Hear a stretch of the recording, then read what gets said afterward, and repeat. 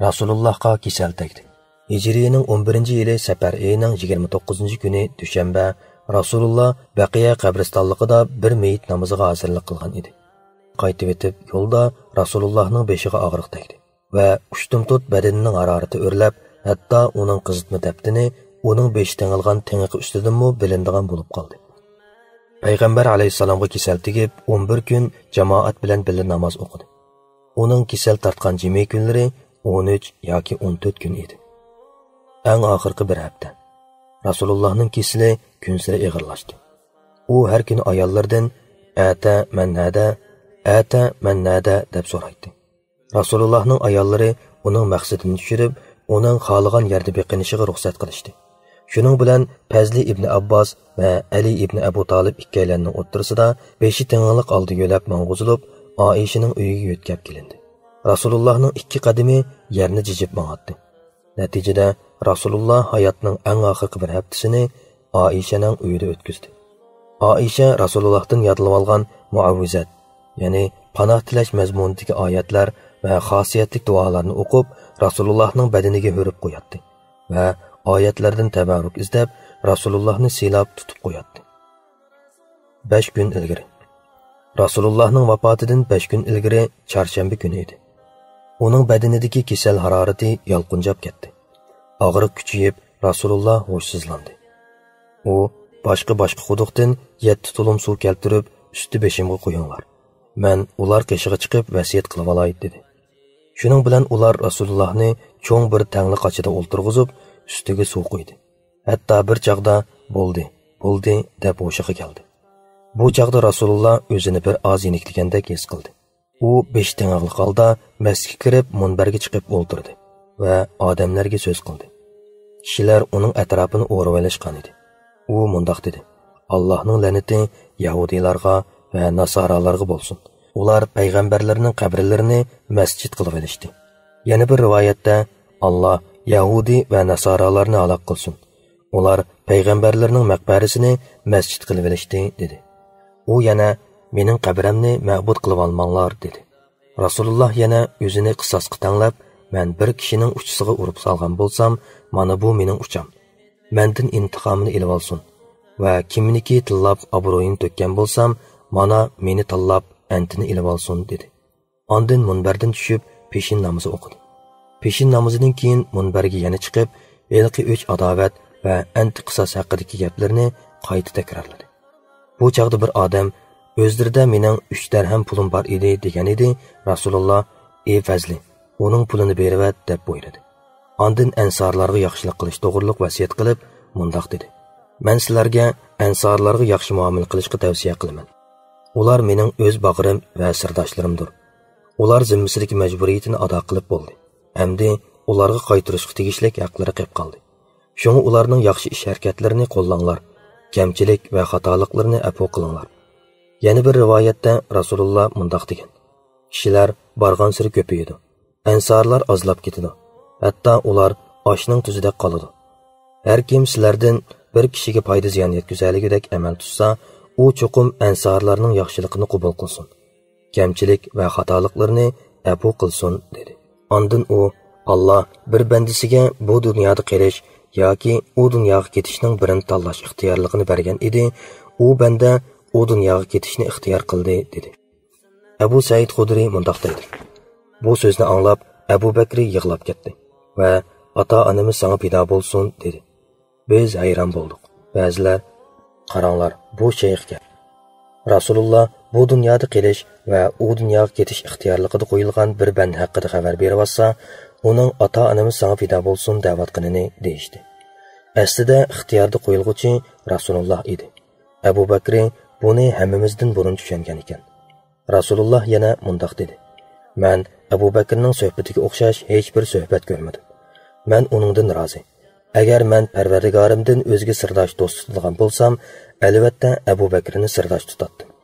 Lekin islom qarindoshligi va islomiy do'stlik kifoya qiladi. Masjidga ochilgan eshiklardan Abu Bakrning ishikidan boshqasi qo'ymay taqib etilsin." 4 kun ilgari Rasulullohning vafotidan 4 kun ilgari, ya'ni payshanba, uning kesili qattiq kuchayib ketgan edi. U: "Menga qog'oz qalam keltiringlar. "Men sizlarga vasiyat qoldiray, ezib ketmaysizlar" dedi. Uyda Ömer qatorliq bir qancha kishi bor edi. Ömer Rasulullohga og'riq dardini tatqini qo'yayli. Qo'limizda Qur'on bor. Allohning kitobi vasiyatga kifoya dedi. Shuning bilan uydagilar talash tortish qilishdi va janglashib ketdi. Ba'zilar Rasululloh degan ekan, qog'oz qalam keltirayli, yezib bersin deydi. Yana ba'zilar Ömerning fikrini qo'llaydi. Hatto behuda gap va nomuvofiq fikrlar eshib ketibdi. Rasululloh "Yenimdan chiqib turinglar" dedi. Shu kuni Rasululloh mundoq 3 xil tavsiyani chekildi. Arab yerini oralidan Yahudiylar, Nasoralar va mushriklarni chiqarib tashlashga tavsiya qildi. Elchilarni Rasululloh kutib olgandek ravishda kutib olishni tavsiya qildi. 3-chi vasiyatni hadisni rivoyat qiluvchi unutib qolgan. Ehtimol u kitob va sunnatga ching eslash to'g'risida tavsiya yoki Usama ibn Zayd qo'shinining yo'lga selinishi yoki namozni qo'ldan bermanglar degan tavsiyasi bo'lishi mumkin.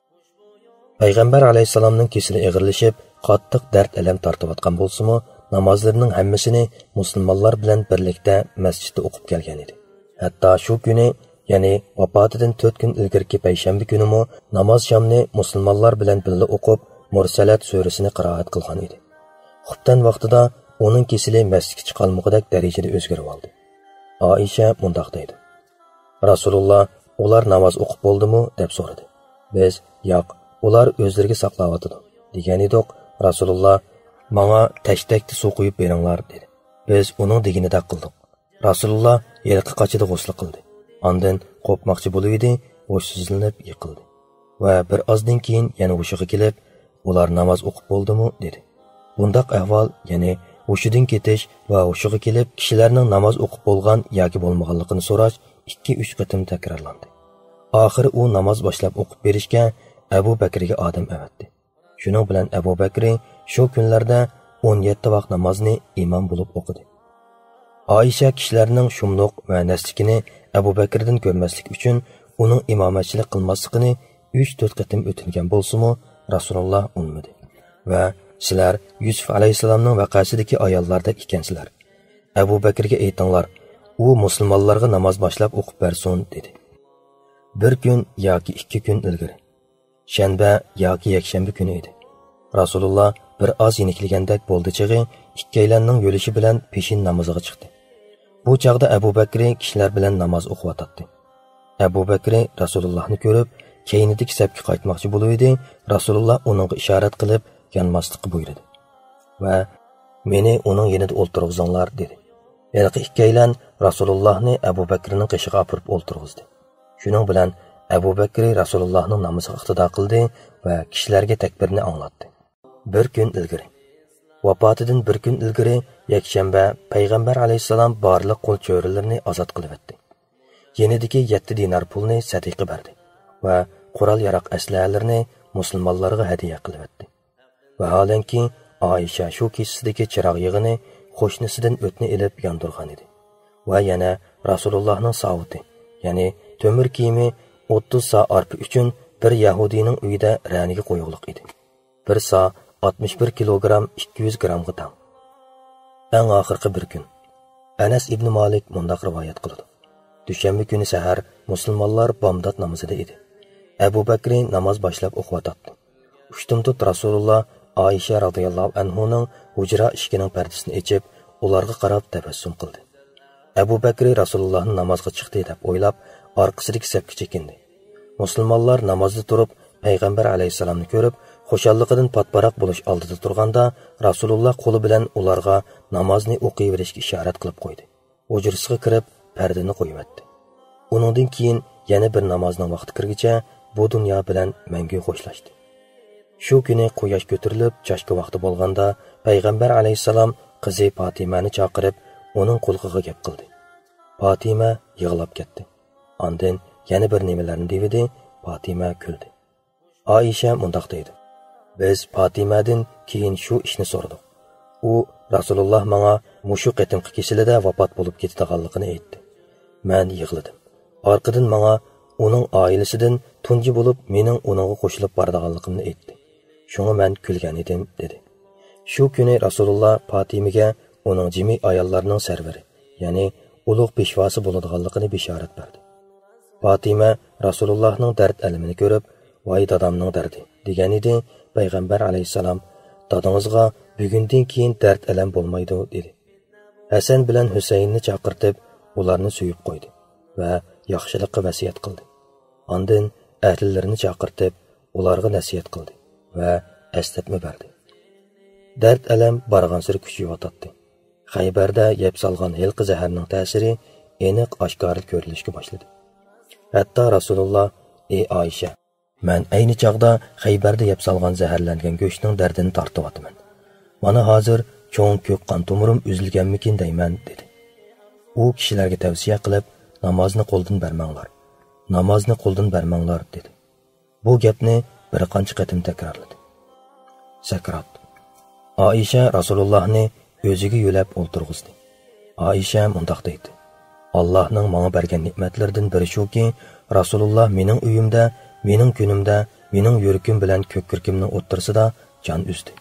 Va yana Rasululloh vafot bo'lish oldida Alloh mening bilan uning ig'iz suyimizni birlashtirdi." Abdurrahmon, ya'ni Abu Bakrning o'g'li uyiga kirib keldi. Uning qo'lida misvak bor edi. Men Rasulullohni yo'lab o'ltirib o'tdim. Rasulullohning hilqi misvaqqa ko'z yugurtganligini sezdimda, uning misvaq qilishini yaxshi ko'radiganligini bilgachga, "Uni sizga elib beraymi?" dedim. Rasululloh "Ha" deb beshini langshitdi. Shuning bilan men misvaqni Abdurrahmondan elib berdim. Misvaq qattiq kelib qoldi. "Men uni chaynab yumshatib beraymi?" dedim. Rasululloh beshi bilan ma'qul deb ishorat qildi. Men uni chaynab yumshatib berdim. Rasululloh misvaqni qo'liga elib, og'ziga surkidi. Yana bir rivoyatda Rasululloh misvaq bilan saq vaqtidagidanmi yaxshiroq misvaq qildi deyilgan. Rasulullohning oldida bir qochida suv bor edi. Qo'lini sug'ichilab, yuzini silaydi va "Allohdan boshqa iloh yo'q. Haqiqatanmi o'limning sakrati bor" deydi. Rasululloh misvaqdan farig' bo'lmay turib, qo'lini ko'tarib qoldi. Ko'zi osmon tarafga chekchiyib ketdi va lavlari mitirlab bir nimalarni deydi. Oysha qo'lqini yaqin akilib tingshigan edi. Rasululloh, "Ey Alloh, sen in'om qilgan payg'ambarlar, siddiqlar, shahidlar va solihlar bilan birga qilgin va dargohi haqqa elib ketgin. Ey Alloh, meni dargohi haqqa elib ketgin" dedi va oxirgi ikki kalima so'zini 3 qatim takrorladi. Qo'li bo'shab, likkida tushib ketdi. "Inna lillahi va inna ilayhi roji'un." Biz Allohning bandalarimiz. Allohning dargohiga qaytquchimiz. Bu vaqa Hijrining 11-yili Rabbiyul Avvalning 12-kuni dushanba chashki vaqti bo'lganda yuz berdi. Bu chaqda Rasululloh 63 yoshga kirib 10 kun oshgan edi. Sahobalarni g'am bosdi. Bu qo'rqinchli xabar tezla tarqaldi. Madina ahliga atrofi olam qorong'ulik tuyuldi. Jahon g'uvada ko'rinadi.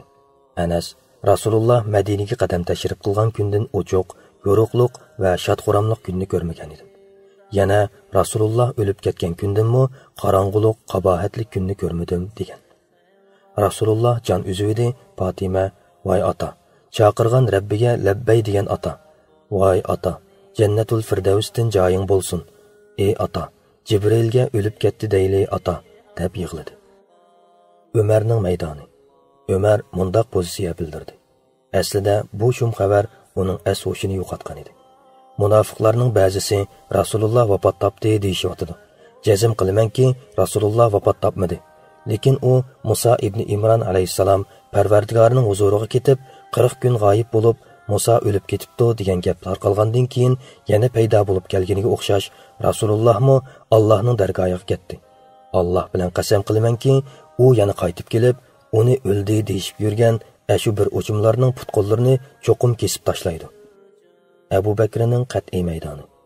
Abu Bakri Sunhi degan mahalladagi turalg'usidan ot bilan yetib keldi. U otdan tushibla masjidga kirdi va hech kishiga gap qilmay Oyshaning uyiga kirib, udul Rasulullohning qishig'i bordi. Rasulullohga ko'lliq raxt yepib yotqizib qo'yilgan edi.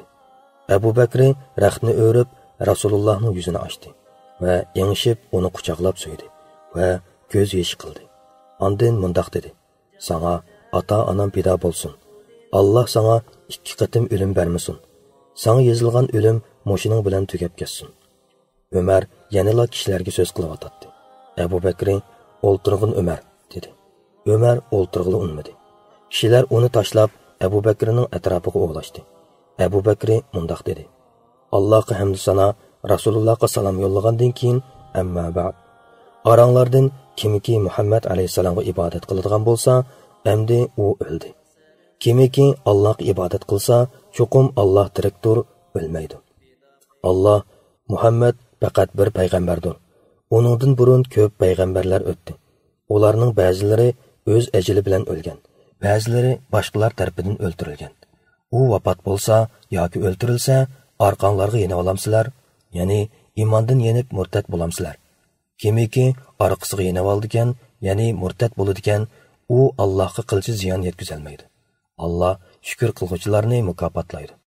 Sura Ali Imron 144-oyat.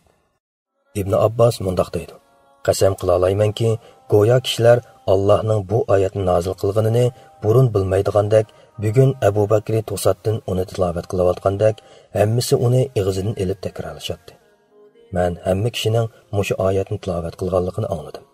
Ibn Musayyabning deyishicha, Umar mundoq degan: Alloh bilan qasamki, men Abu Bakrning yilqi oyatni tilovat qilganini anglab bo'shib ketdim. Put-qo'llarim dir-dir titraydi. Men uni anglab etib, yerga yiqildim va shu an Rasululloh cho'qim o'lib ketibdi deb bildim. Muborak jasad bilan xo'shlashish va uni yerlikida qo'yish. Payg'ambar alayhisalomning muborak jasadini kepallab yerlikida qo'yish ishini elib berishdan burun xilofat masalasida ixtilof ko'rildi. Shuning bilan Bani Saida hovlisida ansorlar bilan muhojirlar o'rtasida muzokara va munozirlar bo'lib o'tgandan keyin hammaylar Abu Bakrning xalifa bo'lishiga birlikka kelishdi. Dushanba kuni toki kechaga qadar musulmonlar mushu ish bilan bo'lib ketib, Rasulullohni yerlikida qo'yish ishiga eshinolmadi. Hatto sayshanba yo'raydigan kecha tong sahar vaqti bo'lib qoldi. Shuninggacha Rasulullohning pok dini firash ustida yiliqi yo'lliq raq bilan yopig'liq holatda turib turdi. Uning ahllari ishkini ichidan etib olgan edi. Sayshanba kuni payg'ambar alayhisalom ish kiyimi bilan turg'izilibla yuyildi. Yo'g'uchilar Abbos, Ali, Fazli va Qasam, Shaqron, Usama ibn Zayd, Avis ibn Xavla qatorliqlar edi. Fazli va Qasam Abbosning ikki o'g'li. Shaqron Rasululloh ozod qilib o'tgan qul. Abbos, Fazli va Qasamlar Rasulullohni o'rib-jo'rib bergan edi. Usama va Shaqronlar suv quyib berdi. Ali uni yuvdi. Avis ibn Xavla Rasulullohni ko'kirkiga ilib yo'lab yordamlashdi. Ular Rasulullohni yuvib bo'lgandan keyin paxtadan to'qilgan oq raq bilan 3 qat kepalladi. Ko'ynak va salla buning ichida emas edi. Rasululloh raqqa yem yo'galdi. Oxirda musulmonlar Rasulullohni dafn qiladigan o'rin masalasida ixtiloflashib qoldi. Abu Bakri: "Men Rasulullohning har qanday bir payg'ambar qabzi ruh, ya'ni nafas uzgan joyda dafn qilingan deganligini anglagan edim" dedi. Shuning bilan Abu Talha Rasululloh nafas uzgan o'rindagi firashni o'rib etib, u yerga o'ran qo'ydi va qabri lahat, ya'ni ish o'ranli qilib yasadi. Ondan odamlar o'ndan bir jamoat bo'lib, hujraga kirib Rasulullohning namozini o'qidi. Hech kishi yana boshqa birovga imom bo'lmadi. Dastlab oil tavobatlari, ondan muhojirlar, undan keyin ansorlar kirib o'qidi. Ayollar, erlardan keyin eng oxirida Rasida o'smir bolalar kirib o'qidi. Mushu ish bilan sayshanba butun bir kun o'tdi. Hatto chorshanba yo'raydigan kecha kirib qoldi. Aisha mundoq deydi: "Biz chorshanba yo'raydigan kecha hujradan ketman gurjaklarning ovozini anglanga qadar Rasulullohning dafni qilinib bo'lganligi yoki qilinmaganligini uqolmagan edik." Da'vat yo'li to'silganda kafirlarga qilich bilan urush ochgan Rasululloh ushbu yo'lda qini aqan tuproqlarga japa chekkan bu din uchun